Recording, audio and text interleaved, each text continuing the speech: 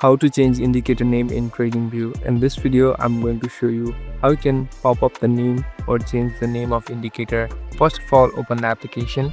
Now here on the bottom, you can see this chart option. Tap on chart. Here, you'll be able to see this indicator with a line, but there's no name to it. Now here on the bottom, you can see this small settings icon. Tap on settings. Slowly scroll down until you find the option called more settings.